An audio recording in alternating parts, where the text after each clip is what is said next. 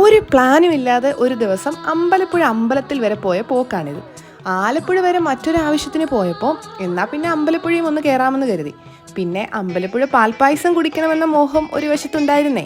എങ്കിലും കിട്ടുമെന്ന് വലിയ പ്രതീക്ഷയൊന്നുമില്ലായിരുന്നു. ഇവിടെ സാധാരണയായി ഒരാഴ്ചയ്ക്ക് മുന്നേ അമ്പലത്തിൽ വന്ന് രസീതെടുത്ത് മുൻകൂട്ടി ബുക്ക് ചെയ്യണം. അല്ലാത്ത പക്ഷം 11 മണിക്ക് തുറക്കുന്ന ഒരു കൗണ്ടറുണ്ട്.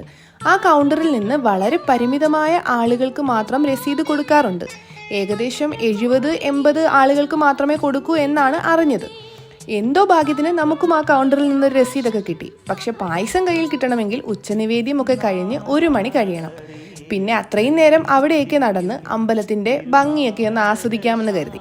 പിന്നെ ആ ഭംഗിയൊക്കെ ആസ്വദിച്ച് 12 മണിക്ക് അവിടുത്തെ അന്നദാനത്തിലും പങ്കെടുത്ത് ഉച്ചനിവേദ്യമൊക്കെ കഴിഞ്ഞ് വന്ന പായസവും നോക്കി നിന്ന് അതൊക്കെ വാങ്ങി വീട്ടിലേക്ക് തിരിച്ചുപോയി.